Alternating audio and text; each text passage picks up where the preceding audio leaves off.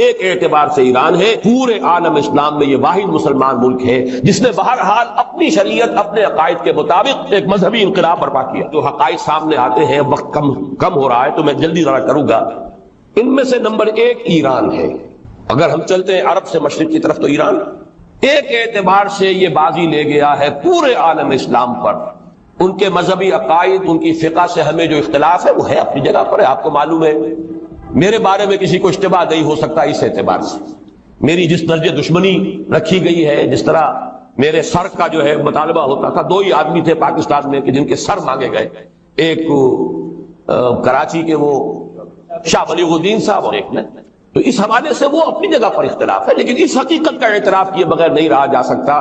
پورے عالم اسلام میں یہ واحد مسلمان ملک ہے جس نے بہرحال اپنی شریعت، اپنے عقائد کے مطابق ایک مذہبی انقلاب برپا کیا، اور پورے عالم اسلام میں مذہبی سطح پر، حکومت کی سطح پر فنڈامنٹلسٹ صرف ایک ملک ہے، یا دوسرا جو ہے تھوڑا سا وہ ہے سوڈان، لیکن اس کی اہمیت اس لیے نہیں کہ وہ کسی عوامی انقلاب سے نہیں بنا، بلکہ وہ تو فوجی انقلاب سے شکل بنی ہے جو بھی بنی ہے۔ اللہ کرے اس میں استقامت ہو، اس سے یقینی کو نتیجہ برآمد ہو جائے۔ خبریں بھی اچھی آ رہی ہیں، لیکن میں جو دنیا کا جو پرسپیکٹو ہے اس کے حوالے سے عرض کر رہا ہوں کہ اس پہلو سے ایران ان کا ٹارگٹ ہے، ٹارگٹ نمبر 1 ایک خاص اعتبار سے۔ ٹارگٹ نمبر 1 ایک دوسرے اعتبار سے ہم ہے، وہ میں بعد میں عرض کروں گا۔ چونکہ حکومت کی سطح پر فنڈامنٹلزم ہے اور وہ آیا ہے ایک عوامی انقلاب کے نتیجے میں، پھر ان کے پاس تیل کی دولت ہے، اس کے خلاف اکنامک سینکشنز بھی ہو جائیں تو اگر لیبیا کھڑا ہو سکتا ہے تو بہرحال وہ بھی کھڑا ہو سکتا ہے، اور نقشہ وہ دنیا کو دکھا چکا ہے کہ لڑا دے ممولے کو شہباز، یہ نقشہ بھی اس نے دکھا دیا۔ یہ ہے ایران کا معاملہ۔ جو قوت حاصل، جس قدر دولت انہوں نے وہاں جمع کی ہے، وہاں کے جس طریقے سے جکڑ لیا ہے حکومتوں کو، فرنگ کی رگے جہاں پنجے یہود میں ٹھیک 100 سال پہلے علامہ اقبال یہ مشاہدہ کر کے آ گئے تھے یورپ، اور کون دیکھنے والا تھا کہ وہاں کیا ہو رہا ہے، بیہائنڈ دی سین کیا ہے، سامنے کیا ہے، پردے کے پیچھے کیا ہے۔ فرنگ کی رگے جہاں پنجے یہود، اس وقت فرنگ کا امام تھا برطانیہ، یہ وہ سلطنت تھی جس پر سورج کبھی غروب نہیں ہوتا تھا۔ آج وہ فرنگ کا امام امریکہ، یہ برطانیہ تو اب وہ جو ایک نظم ہے کہ بچپن میں پڑھی تھی، London bridge is going down going down going down, اس کی مثال ہے۔ برطانیہ کی کوئی حیثیت ہی نہیں، ورلڈ پاور کی حیثیت نہیں ہے، وہ تو چھوٹا بھائی اس نے بنا رکھا امریکہ نے اپنا، تو اس حیثیت سے جو ہے اس کی کوئی حیثیت ہے، ورنہ کوئی اور حیثیت نہیں۔ بہرحال ان دونوں میں یہ ہے کہ پیچھے ماسٹر مائنڈ، سازشی ذہن، پلاننگ، اسکیم ساری یہودی، اعلی کار امریکہ سب سے بڑھ کر، اس کے بعد برطانیہ، اور اس میں اصل پروٹیسٹنٹس، ان میں بیپٹسٹ، ان میں اس سے بھی آگے بڑھ کر ایونجلسٹ، جن کو کہتے ہیں بورن اگین کرسچنس، جن کو کہتے ہیں نیو کنزرویٹو کرسچنس، یہ تمام اصطلاحات آپ اخبارات میں پڑھتے ہوں گے، ان کو گروپ کرنا، یہ اصل اعلی کار۔ ان کو ایک نیا نام دیا گیا ہے کرسچین زائنسٹ، ایک یہودی زائنسٹ ہیں، سارے یہودی زائنسٹ نہیں ہیں، بہت سے یہودی ہیں جو یہ زائنسٹ کے مخالف ہیں۔ چنانچہ میری ہوسٹن میں ملاقات ہوئی تھی ڈاکٹر وشو براڈ، بہت بڑا پروفیسر ایمیریٹس یہودی، لیکن یہ کہ اس نے کہا، بڑے اجتماع میں کہا، ہمارا اجلاس تھا وہاں پر، ہم نے یہ جو ہے بلایا تھا ایک یہودی، ایک عیسائی اور ایک مسلمان، تینوں جو ہے وہ تقریریں کریں۔ نے کہا تھا کہ وی آر ناٹ سپورٹنگ اسرائیل۔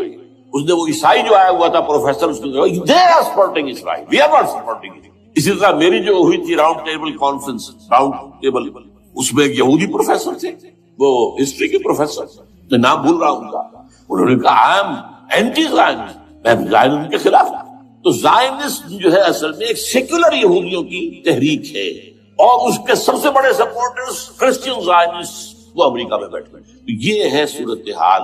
یہ جان لیجئے کیتھولکس جو ہیں یہ اتنے پرو یہودی نہیں ہیں، اب رفتہ رفتہ وہ بھی اس کے اندر آ کر شامل ہو گئے۔ یورپ جو ہے زیادہ Catholics, Roman Catholics, Roman Catholics کا یہ بھی آپ نے جملہ پڑھ سنا ہوگا کہ یہ جو ترکی جو ہے ہمارا ملک، یہ جو کوشش کرتا رہتا ہے گھسنے کی یورپین یونین کے اندر، تو ایک دفعہ جان شراق نے کہا تھا، بڑا پیارا جملہ تھا، Why doesn't Turkey understand that we are a Christian club؟ یہ ہماری جو یونین ہے یورپین کی، جو کرسچین کلب ہے، وہ مسلمان ہے، وہ کس وجہ سے آنا چاہتا ہے، کیوں تو خود داخل ہونا چاہتا ہے؟ Why doesn't Turkey understand that we are a Christian club؟ لیکن یہ ہے رومن کیتھولکس، اور ان کا میں بعد میں آپ کو بتاؤں گا۔ یہی آپ کو معلوم ہے کہ یورپ نے عام طور پر اسرائیل کا اتنا ساتھ نہیں دیا جتنا امریکہ دیتا رہا، اور کسی درجے میں ان کے دلوں میں سافٹ کارنر جو ہے عرب فلسطینیوں کے لیے بھی رہا. یہ معاملہ ایران کے بارے میں بھی رہا ہے. جس قدر اسٹرانگ ایکشن امریکہ لینا چاہتا ہے یہ جو ہے اس کے ساتھ نہیں ہے. یہ دونوں کا فرق ہے، وہ میں اس کا ایک بنیاد بعد میں بتا دوں گا. بہرحال ان کا ایک جو ایجنڈا ہے وہ دو سمجھیے کہ دو اس کے نکات ہیں، دو رسیوں کے مانند یہ آپس میں بٹا ہوا ہے. پہلا عالم اسلام کے مادی اور مالیاتی وسائل خصوصاً تیل پر قبضہ، یہ ان کا دنیاوی اعتبار سے، دولت کے اعتبار سے، وسائل کے اعتبار سے اس وقت ہے ایجنڈا ہے. ویسے تو اس سے اوپر وہ چاہتے ہیں پوری دنیا پر، وہ تو بات کی بات ہے کہ ابھی نہ وہ روس کو چھیڑ رہے ہیں نہ چین کو چھیڑ رہے ہیں. چین تو ان کا سب سے بڑا جو ہے بزنس پارٹنر ہے، سب سے بڑا، اور چین کو رفتہ رفتہ وہ اپنی لائن پر لا رہے ہیں. اب تو صرف یہ کہ وہ ایک پارٹی گورنمنٹ وہاں رہ گئی ہے جو کہ کمیونزم کے دور کی یادگار ہے، باقی ان کی جو اکانومی ہے وہ تو آ چکی ہے اسی رخ پر جو یورپ کی ہے، مغرب کی. نمبر دو ایجنڈا کیا ہے؟ دنیا میں کہیں بھی اسلام کے بحیثیت ایک نظام زندگی ظاہر ہونے کا کوئی موقع نہیں دینا. We have to nip the evil in the bud at any cost. یہ ان کے ایجنڈے کا دوسرا ہے. یہ دو انٹرٹوائنڈ، جیسے آپ لڑیوں کو پٹ دے کر رسی بناتے ہیں، ایسے یہ دو لڑیے ہیں. اسلام کا پولیٹیکو سوشو اکنامک سسٹم کہیں نہ آ جائے، ہو نہ جائے آشکارا شر پیغمبر کا. یہ ابلیس نے کنکلوڈ کیا، وہ جو ابلیس کی مجلس شورا ہے، ہو نہ جائے آشکارا شر پیغمبر. کہیں ایسا نہ ہو کہ پیغمبر کی شریعت دنیا کے سامنے آئے، پیغمبر کا نظام آ جائے. الحذر، آئین پیغمبر سے 100 بار الحذر. حافظ ناموس زن، مرد آزما مرد آفری، یہ معاشرتی نظام ہو گیا. موت کا پیغام ہر نوع غلامی کے لیے، نہ کوئی فخور و خاکہ نہ گدائے رہنشی، یہ سیاسی نظام آ گیا. اور کرتا ہے دولت کو ہر آلودگی سے پاک و صاف. منعموں کو مال و دولت کا بناتا ہے امین. تم دولت کے امین و مالک نہیں ہو. اور اس سے بڑھ کر اور کیا فکر و عمل کا انقلاب. بادشاہوں کی نہیں، اللہ کی ہے یہ زمین. ان الارض للہ. یہ نظام کہیں نہ آ جائے، یہ ہے جس پہ کہ وہ خطرہ محسوس کر رہا تھا. اور اس کے بعد یہ کہتے ہیں یہ تو تھا عصر حاضر کے تقاضے، لیکن یہ کہ صورتحال کیا ہے؟ ہو نہ جائے آشکارا شرع پیغمبر کہیں ہے. یہی یہ معاملہ اس طرح رکھو کہ خود مومن ہے محروم یقین. یہ غنیمت ہے کہ خود مومن ہے محروم یقین. ہمیں اگر کوئی سہارا ملتا ہے تو اس سے کہ مومنوں کو بھی، نام نہاد مسلمانوں کو بھی اپنے اس نظام پر یقین. وہ نماز پر یقین رکھتے ہیں، روزے پر رکھتے ہیں، زکوٰۃ کو بھی جو بھی اللہ تعالیٰ جس کو توفیق دیتا ہے، حج کرتے ہیں، عمرے کرتے ہیں، یہ ہے سب. لیکن یہ کہ یہ غنیمت ہے، چشم عالم سے رہے یہ پوشیدہ یہ آئین تو خوب. وہ ابلیس کہتا ہے کہ یہ آئین چشم عالم سے پوشیدہ رہنا چاہیے. یہ غنیمت ہے کہ خود مومن ہے محروم یقین. ہمارے لیے جو ہے اگر کوئی سانس لینے کی جگہ ہے وہ یہ ہے، حوصلہ افزائی اگر ہے تو اس میں ہے کہ خود مومن محروم یقین ہے، اس کے سامنے وہ راستہ ہے ہی نہیں. اب لیجیے یہودیوں کے ایجنڈے کو میں تجزیہ کر رہا ہوں. سب سے پہلے world bank, IMF، globalisation, TRIPS, ان تمام ہتھ کنڈوں کے ذریعے عالمی مالیاتی استعمار جو بظاہر امریکہ کا ہوگا حقیقت یہود کا ہوگا. یہودیوں کے نزدیک پوری نوع انسانی حیوانوں کے مانند ہے. They are not human beings, they are goyams, they are gentiles. یہ انسانی شکل میں حیوان ہے، اور جیسے حیوانوں کو ایکسپلائٹ کرنا، استعمال کرنا انسانوں کا حق ہے. گھوڑے کو آپ باندھتے رہے ہیں نا ٹانگے کے آگے، اور بیلوں سے آپ ہل جتواتے رہے ہیں، تو جیسے یہ حق ہے ایسے ہمارا حق ہے پوری دنیا کے جو ہے وسائل کو کھینچے. ہاں جیسے گھوڑے اور بیل کو بھی کوئی نہ کوئی دانا تو ڈالنا پڑتا ہے، چارہ تو دینا پڑتا ہے، تو ان کو بھی کچھ دو. یہ پوری نوع انسانی ورکرز بن کر رہ جائے، حیوان بن جائیں، بالکل شہوت کے غلام بنا دو انہیں، اخلاقی اقدار کا بیڑا غرق کر دو، خاندانی نظام کو تہوبالا کر دو. یہ باقاعدہ جو protocols of the elders of the Zion تھے ان سب میں موجود ہے لکھا ہوا، جو 1897 میں انہوں نے پاس کیا اپنا پروگرام. بیسل سوئٹزرلینڈ کا ایک شہر ہے. Protocols of the elders of the Zion. ان کو حیوان بنا دو، بس حیوانوں سے کام لیتے رہو. ہاں ان کی کمائی کا کچھ حصہ ان کے لیے چھوڑ دو، وہ بھی زندہ رہیں، وہ بھی آخر کام کیسے کریں گے. اور اصل جو ہے ملائی کھینچ دو اپنے اس نظام کے ذریعے. World bank, IMF، stock exchange, TRIPS, globalisation, اس کے ذریعے سے عالمی مالیاتی استعمار. نمبر 2 ایک ہے ان کا ایجنڈا، یہ تو عالمی ہے. دوسرا ایجنڈا کیا ہے؟ وہ لوکل. وہ کیا ہے؟ گریٹر اسرائیل کا قیام، جس میں مصر کا سارا زرخیز علاقہ شامل ہوگا، جو ڈیلٹا کا علاقہ کہلاتا ہے، جہاں کے اس وقت کے بادشاہ نے، حضرت یوسف علیہ السلام کے زمانے کے بادشاہ نے، وہ فرعونہ کے خاندان میں سے نہیں تھا، وہ عرب تھا. अरबों ही से किसी वक्त में कौम आई थी जो कभी मिस्र पर काबिज हो गई, उसने हजरत यूसुफ के खानदान को लाके वहां आबाद किया, बेहतरीन जश्न का इलाका कहलाता, बेहतरीन। वो कहते हैं हमारा है, हम रहे वहां पर कई सौ बरस तक रहे, इराक हमारा है, वहां हमें कैद में रखा गया, नेबुकदनेस्सर ले गया था। अरब का शिमाली हिस्सा जो हमारा है, वहां खैबर में यहूदी किले थे, और वहां मदीने के अंदर जो है 3 कबीले यहूदी थे जिन्हें मोहम्मद ने सल्लल्लाहु अलैहि वसल्लम ने वहां से निकाल बाहर किया था। यही जॉर्डन वार्डन, ये तुर्की का भी कुछ हिस्सा हमारा है, बाकी पूरा लेबनान और पूरा फिलिस्तीन, ये सब इसके ऊपर बनेगा एक greater Israel. This is there लोग, और इसके लिए जरूरी है एक बहुत बड़ी जंग, ऐसे आसानी से नहीं हो जाएगा। आर्मगेडोन, जिसको हुजूर ने फरमाया अल-मलहमतुल उज़्मा, अल-मलहमतुल कुबरा, बहुत बड़ी जंग, जिसकी खौफनाकी और तबाहनाकी का अंदाजा इससे कीजिए। हुजूर फरमाते हैं कि अगर एक बाप के 100 बेटे या एक दादा के 100 पोते होंगे तो उनमें से 99 खत्म हो जाएंगे, एक बच जाएगा। और एक जगह फरमाते हैं इतनी अमवात होंगी, इतनी लाशें होंगी कि एक निफासत पसंद परिंदा जो है, जो गंदगी पे नहीं उतरना चाहता, एक तो है ये कौवे, चीले, गिद्ध, वो तो गंदगी की तलाश में मुर्दार खाने के लिए, वो तो लाशों को नोच रहे होंगे। वो परिंदा जो है निफासत पसंद, वो नहीं उतर सकेगा, उड़ता उड़ता चला जाएगा, लेकिन लाशों का सिलसिला खत्म नहीं होगा, यहां तक कि थक हार कर लाशों पर गिर जाएगा। ये दूर नहीं, इसलिए कि इस पर मुत्तफिक हैं यहूदी भी और ईसाई, प्रोटेस्टेंट्स, ईसाई इसके पूरी तरह। आर्मगेडोन, जिसे आप थर्ड वर्ल्ड वॉर कह ले, अल-मलहमतुल उज़्मा कह ले, अल-मलहमतुल कुबरा कह ले, हुजूर के अल्फाज में ये आएगा। इसके नतीजे में ग्रेटर इसराइल बने। नंबर 3 फिर बनेगा थर्ड टेम्पल, जो टाइटस ने गिरा दिया था 70 में, सन 70 ईस्वी, जिसे गिरे हुए कितना अर्सा हो गया, 2008 अंदाजा कर लीजिए, 1800 कितने बरस हो, वो दोबारा बनाए थर्ड टेम्पल। और उसके लिए मस्जिद अक्सा को गिराएंगे और डोम ऑफ द रॉक, कुब्बतुस सखरा, वहां लाकर फिर उसमें किंग डेविड्स थ्रोन लाके रखा जाएगा। ये भी मेरे इल्म में पहली मर्तबा उसी ट्रम्पट की इशारे से आया। वो क्या है? हजरत दाऊद का, आज से कितने हजार साल पहले की बात है, अंदाजा किया, 1000 कबल मसीह, और ये अब 2000 हो गया, इसलिए 3000 वर्ष तो हो गए। वो क्या था? एक पत्थर था जिस पर बिठाकर हजरत दाऊद की ताजपोशी की, फिर उसी पर हजरत सुलेमान की ताजपोशी, उसी पर उनके बादशाह आते रहे, ताजपोशी होती। टाइटस ने जब गिराया है सन 70 ईस्वी में, यरूशलेम को बर्बाद किया, 1,33,000 यहूदी एक दिन में कत्ल किए, एक दिन में, बाकी निकाल दिया, भाग जाओ यहां से। इसको कहते हैं diaspora, that started in 70 AD।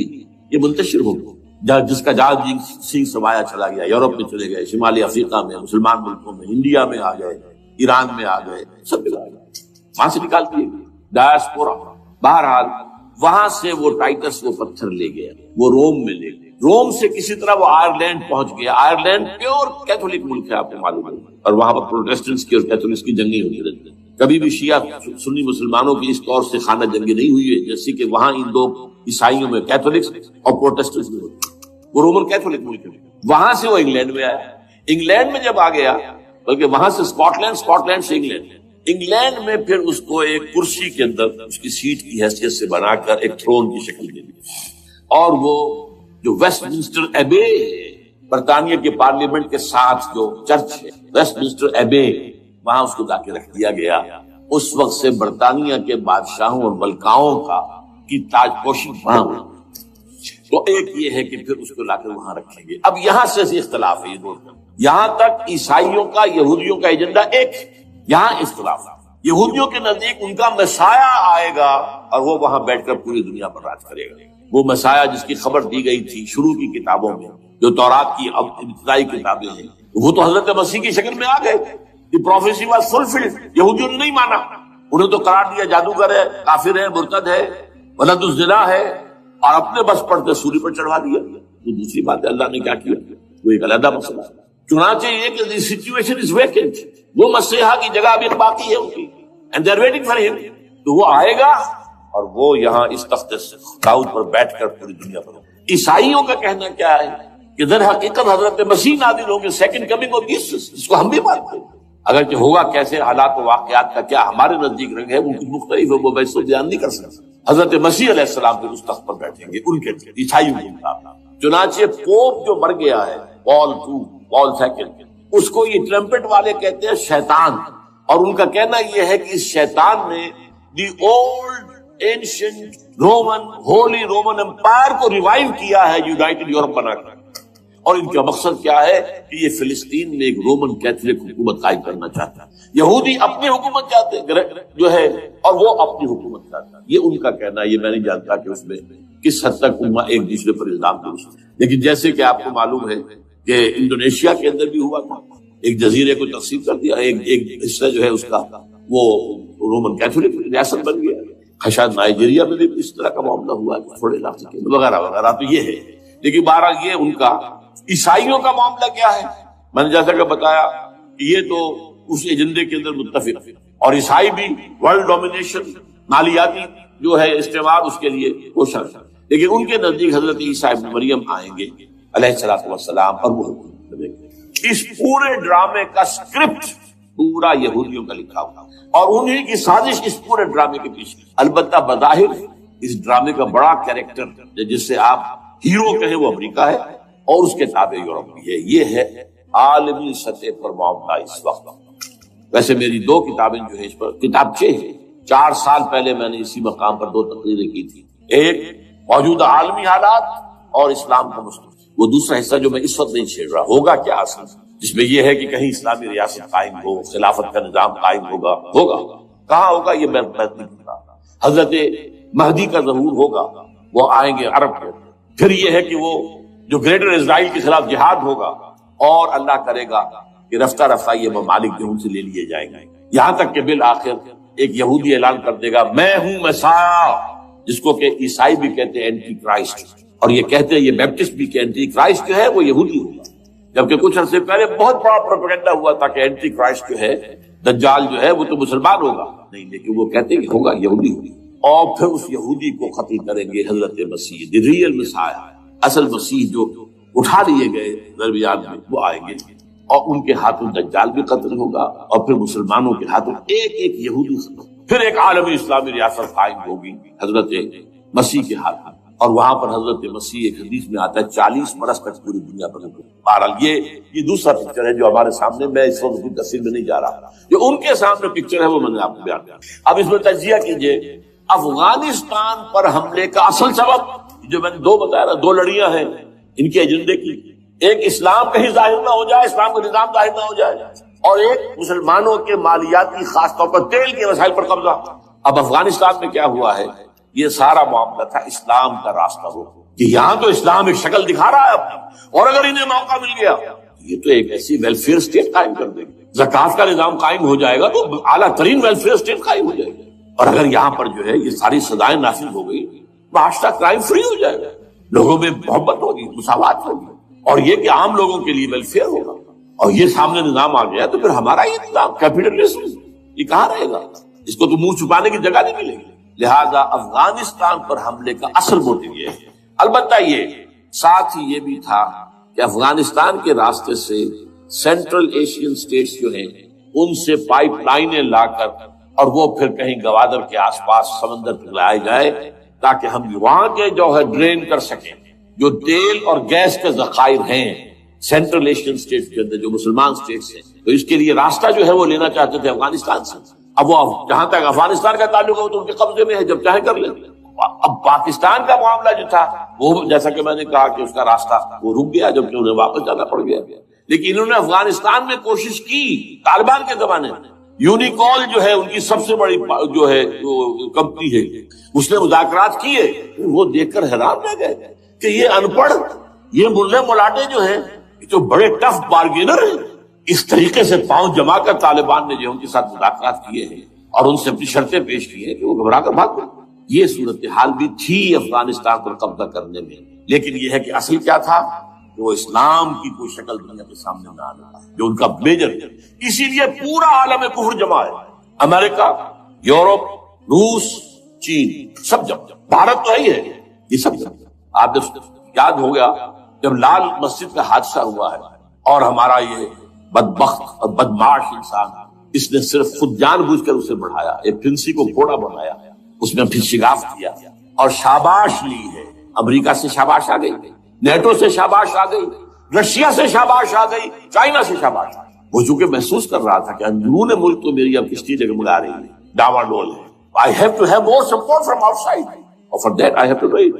کہ دیکھو میرے عین قلب میں پاکستان کے یہ پھوڑا نکل آیا تھا، یہ بنیاد پرستی کا اور یہ شدت پسندی کا اور یہ تنگ نظری کا اور یہ فلاں کا، یہ دہشت گردی کا، اور میں نے دیکھو کیسے اس میں چیرا دیا، کتنے لوگوں کو ختم کر دیا۔ اچھا اس میں یہ بھی ذہن میں رکھیے کہ افغانستان کے بارے میں یہودیوں کے علم میں ہے کہ حضور کی حدیث کیا ہے۔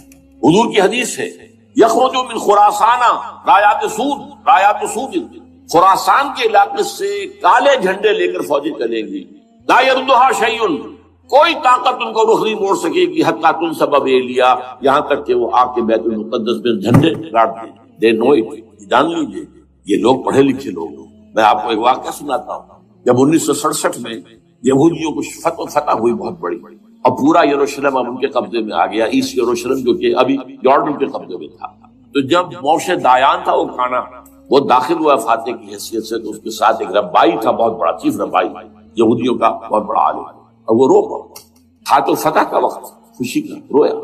سو this is the beginning of the end, یہ الفاظ آئے اخبارات، گویا کہ اب یہ آخری ڈرامہ جو ہے شروع ہو گیا۔ وہ آخری ڈرامہ انہیں معلوم ہے ان کی تباہی پر ختم ہونا۔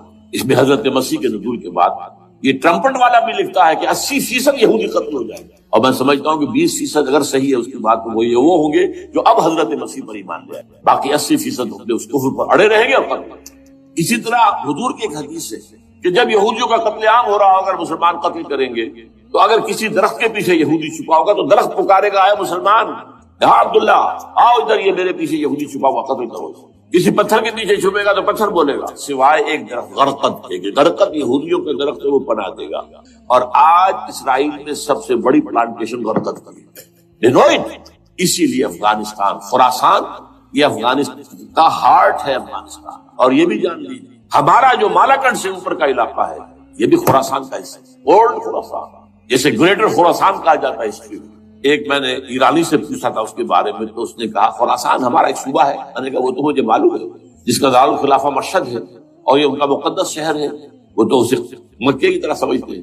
بہرحال میں نے کہا میں پوچھ رہا ہوں پرانا خراسان بزرگ، تو خراسان بزرگ کا انہوں نے بتایا پورا افغانستان اس میں شامل ہے، اور پھر یہ اسٹیٹس جو ہیں سینٹرل ایشین اسٹیٹس، اور ایران کا ایک حصہ اور پاکستان کا ایک حصہ، یہ جو مالاکنڈ کا، اور یہ بڑی معنی خیز بات ہے، وہی مالاکنڈ سے تحریک چلی ہے جو اصل تحریک ہے طالبان پاکستان، وہ سوات سے تھے۔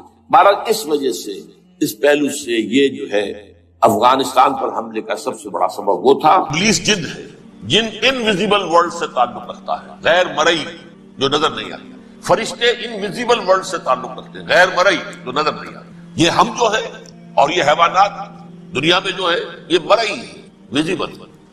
آج کا عام ذہن جو انسان کا بن چکا ہے، سائنٹزم جسے کہا جاتا ہے، سائنسی نقطہ نظر، اس کا عام لوگوں پر بھی اثر یہ ہوا ہے کہ جو انویزیبل ورلڈ ہے اس کی باتوں کی طرف توجہ نہیں کرتے۔ ہاں عقیدہ تو ہے کہ ہے، جن بھی ہے، فرشتے بھی ہیں، لیکن کوئی ان کی اہمیت ہماری نگاہوں میں نہیں۔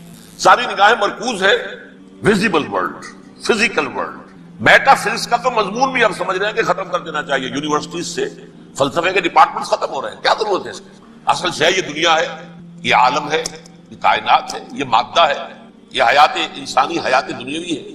اس پر میرا جو مارکت الارا مضمون تھا 1967 کے جون میں جو چھپا تھا، اسلام کی نشرت ثانیہ کرنے کا اصل کام، کہ جو عہد حاضر کی جو تہذیب ہے اس کے 3 بنیادی اصول کیا ہیں؟ خدا ہے یا نہیں ہے چھوڑو، اس بحث پہ نہ پڑھو، کائنات تو ہے نا، مادہ تو ہے نا، روح کوئی شے ہے یا نہیں ہے کیا پتا، کسی نے دیکھی نہیں آئی، لہذا اس کے بارے میں گفتگو کا فائدہ کیا، وقت کا سیاح۔ عالم آخرہ کوئی ہے یا نہیں ہے کیا پتا، کس نے آ کے بتایا مرنے کے بعد، لہذا اس بحث میں نہ پڑھو، یہ عالم دنیا تو ہے نا، اٹس ویری مچ پریزنٹ، لہذا ساری توجہ اس پر صرف کرو۔ تو خدا کے مقابلے میں کائنات پر توجہ، روح کے مقابلے میں مادے اور جسم پر توجہ، حیات اخروی کے مقابلے میں حیات دنیاوی پر توجہ، یہ ہے اصل میں کرکس آف دی میٹر، اس تہذیب جدید کا خلاصہ۔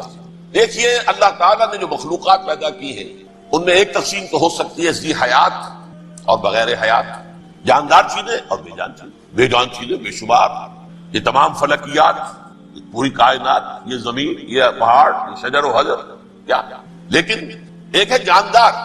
ان جانداروں میں ایک تقسیم ہے، 2 کا تعلق غیر مرئی دنیا سے ہے، انویزیبل ورلڈ سے، فرشتے جو دکھائی نہیں دیتے، ان کی پیدائش ہوئی ہے نور سے، دوسرے جنات جو انسانوں سے پہلے پیدا کیے گئے، آدم سے پہلے. وَالْجَانَّ خَلَقْنَاهُ مِن قَبْلُ مِن نَارِ السَّمُومِ. جنات کو تو ہم بہت پہلے پیدا کر چکے تھے آگ کی نور سے، وہ بھی نظر نہیں آتے. تیسرے انسان اور اس دنیا میں جتنے بھی حیوانات ہیں، ان کا جو مادہ ہے وہ ارض، یہ زمین ہے، یہ مٹی سے بنے، تراب سے بنے، کرسٹ آف دی ارتھ سے بنے. اب ان میں ایک تقسیم ہے، ایک وہ ہے ان تمام میں شعور تو ہے، حیوانات میں بھی شعور ہے، خود شعوری جسے کہتے ہیں سیلف کانشسنس، یہ صرف تین میں ہے، فرشتہ، جن اور انسان.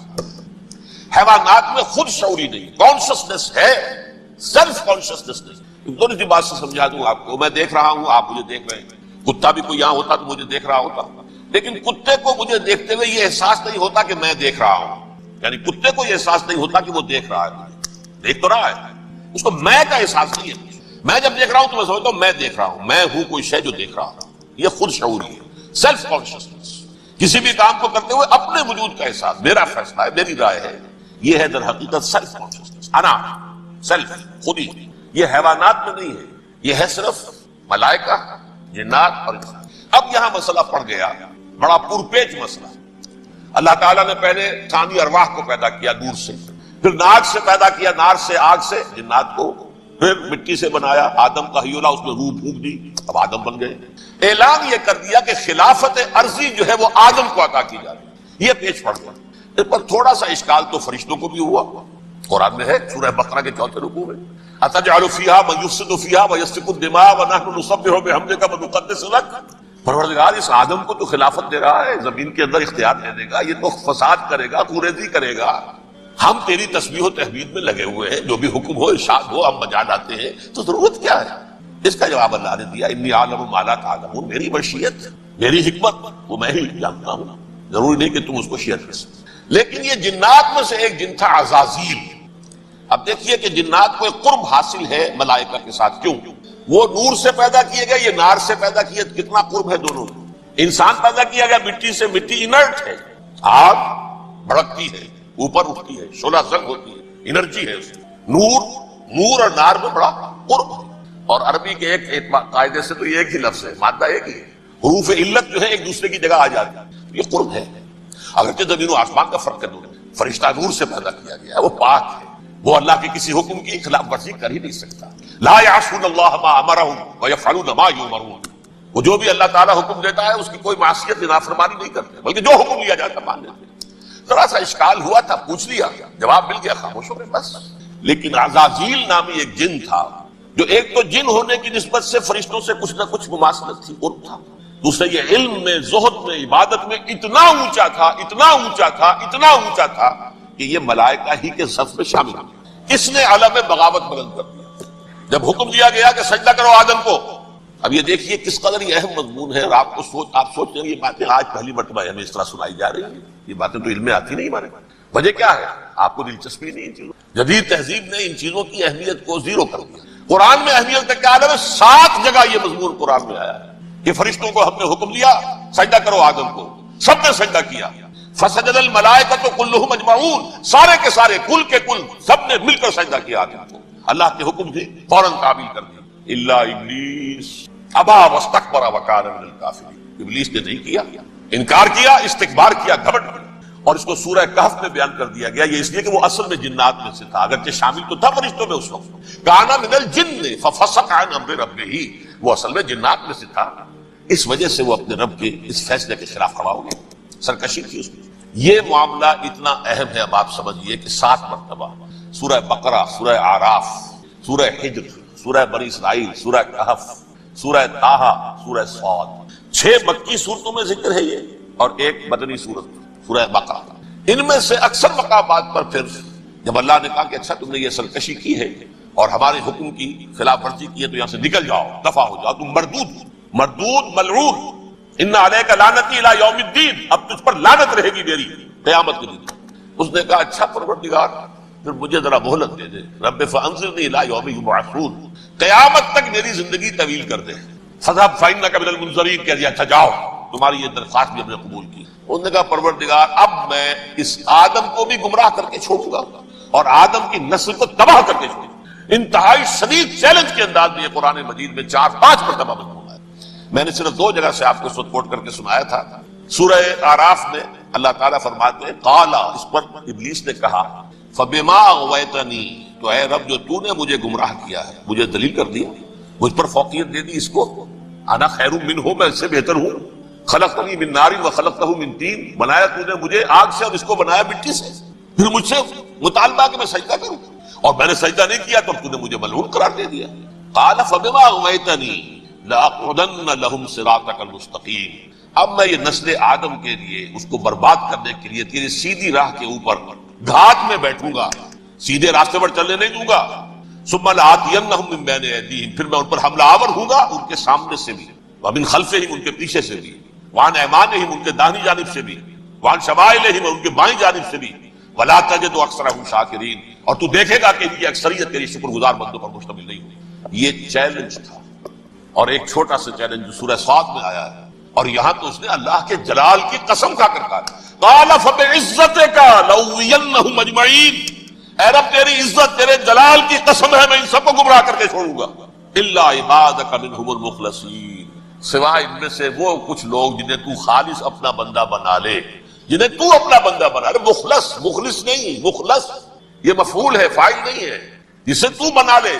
بعض لوگوں کو اللہ چن لیتا ہے، هو اجتباک، تمہیں چن لیا ہے، استفاء، اجتباء، وہ بچیں گے جن کو تو اپنی خاص امان میں لے لے گا، باقی میں سب کو گمراہ کر دوں. یہ ہے اصل دنیا میں نوع انسانی کا ابدی دشمن، ازلی سے ابدی تک. اور اس میں نوٹ کیجئے کہ اس کی اصل بنیاد کیا ہوئی؟ 2 لفظ، تکبر اور حسد. استکبرا، تکبر، انا خیر منہ، میں اس سے بہتر ہوں. یہ ساری بش کی گانٹھ یہی ہے، سب سے بڑی گمراہی کی وجہ یہی ہے. اسی لیے کہا ہے حدیث میں لن يدخل الجنہ من کان فی قلبہ مثقال حبۃ من کبر، جنت میں ہرگز وہ شخص کبھی بھی داخل نہیں ہو سکے گا جس کے دل میں رائے کے دانے کے برابر بھی کبر. تکبر سب سے بڑا گناہ. الکبر ردائی، اللہ فرماتا ہے یہ تکبر یہ تو میری چادر ہے. کوئی شخص تکبر کرتا تو گویا میری چادر گھسیٹ رہا ہے میرے کندھے سے. عرب میں کسی شخص کی توہین کرنی ہوتی تھی تو اس کی چادر گھسیٹتے تھے، ننگا کر دیا گویا یہ میری ردائی ہے. الکبر ردائی، یہ میری چادر ہے، یہ جامہ مجھے زیب دیتا ہے، مجھ پر راستہ. اور حسد، آدم کو جو برتری عطا ہو گئی اس حسد کی آگ میں وہ جل رہا ہے اور اس کا انتقام لینا چاہتا ہے. آدم سے بھی، آدم کو بھی گمراہ کیا، جنت سے نکلوایا. ویسے نکلنا تو انہیں تھا ہی مشیت اذن میں، لیکن فوری طور پر اللہ کے حکم کی خلاف ورزی تو کروائی نہیں. فعصى آدم ربہ فغوى، آدم نے اپنے رب کے حکم کی نافرمانی کی اور گمراہ ہوا عارضی طور پر. یہ دوسری بات ہے، توبہ کر لی، اللہ نے توبہ قبول فرما لی، معاف کر دیا.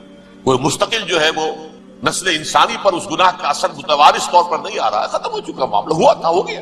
فتلقى آدم من ربہ کلمات فتاب علیہ انہ هو التواب الرحیم. اور توبہ کی شان یہ ہے جب وہ قبول ہو جائے اللہ کی جناب میں، کیا تائب من الذنب کمن لا ذنب له، گناہ سے توبہ کرنے والا ایسے ہوتا ہے جیسے اس نے کبھی گناہ کیا ہی نہیں. لیکن بارہ کو گمراہ کرنے میں کامیاب ہو گیا حضرت آدم اور حوا کو بھی. اور نوع انسانی کی عظیم اکثریت، عظیم اکثریت، عظیم اکثریت اس کے داؤ میں آئی ہوئی ہے. نہیں کتنے ہیں وہ عباد اللہ المخلصین، الا عبادک منہم المخلصین، کتنے جو واقعتاً خالصتاً اللہ کے بندے بن گئے، جنہیں اللہ نے اپنا بنا لیا، اپنا قرار دے دیا. اب اس کے ساتھ نوٹ کیجئے، اس ابلیس کے ساتھ ایک فوج بھی ہے جسے قرآن مجید میں کہا گیا ہے یہ اس کی پارٹی ہے، حزب الشیطان. یہ اکیلا نہیں ہے، ایک تو وہ عزازیل ہے، اس کی طویل ترین عمر اللہ نے دے دی، وہ تو قیامت تک رہے گا. باقی بھی جنات جو ہیں ان کی نسل میں سے، جو اس کی نوع میں سے، اس کی نسل میں سے، جنات کی عمریں انسانوں کی عمروں سے زیادہ ہیں، بہت زیادہ ہیں، لیکن پھر بھی اتنی نہیں ہے. یہ خاص ہے اس کا معاملہ کہ اس نے کہا تھا رب انظرنی الی یوم یبعثون، مجھے دے دے مہلت اس وقت تک تاکہ میں ثابت کر کے دکھا دوں کہ جسے تو نے یہ خلافت دیا یہ اس کا اہل نہیں ہے. Let me prove this point ولا تجد اکثرهم شاکرین، تو ان کی اکثریت کو شکر گزار نہیں پائے گا. وہ ابلیس جو ہے وہ ریکروٹ کرتا ہے اپنے فوجی، اول تو خود جنات جو اس کے نمبر 1 لشکری ہے. قرآن مجید میں اس کا اشارہ دیا گیا ہے انہو یراکم ہوا وقبیلہ من حیث لا ترونہم.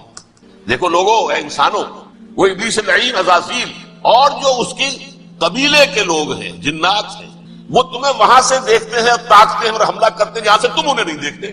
وہ غیر مرئی ہیں، انویزیبل ہے، تمہیں نظر نہیں آتے. ویزیبل دشمن کا وار تو روک لو گے، انویزیبل کا کیسے روکو گے؟ انہو یراکم ہوا وقبیلہ، اکیلا ہی نہیں ہے وہ تو تمہیں تاکتا ہے، تم پر حملہ کرتا ہے، گھات میں لگ کر جو ہے تمہارے اوپر حملہ کرتا ہے، وہ بھی اور اس کے ساتھ اس کے قبیلے کے لوگ، جنات بھی، من حیث لا ترونہم، جہاں سے کہ تم انہیں نہیں دیکھتے۔ لیکن اس کے علاوہ وہ انسانوں میں سے بھی ریکریوٹ، رنگ روٹ، وہ برپا، وہ جو ہے ان کو اپنے پاس رکھتا ہے فوج کے، جس کی سب سے بڑی مثال کیا ہے؟ سورہ مجادلہ میں اللہ تعالیٰ نے منافق، حالانکہ وہ کون تھے؟ بظاہر حضور کا کلمہ پڑھنے والے، حضور کے پیچھے نماز پڑھنے والے، اسلام کا دعویٰ کرنے والے، ان کو اللہ فرماتا ہے اولئک حزب الشیطان الا ان حزب الشیطان هم الخاسرون، یہ شیطان کی پارٹی کے لوگ ہیں۔ وہاں مقابلے میں آیا ہے اولئک حزب اللہ الا ان حزب اللہ هم المفلحون، یہ دو پارٹیاں ہیں، حزب اللہ اللہ کی پارٹی جو اس کے مخلص بندے ہیں وہ اللہ کی پارٹی، اور جو شیطان کے مرید بن گئے اس کے ہاتھ پر بیعت کر لی۔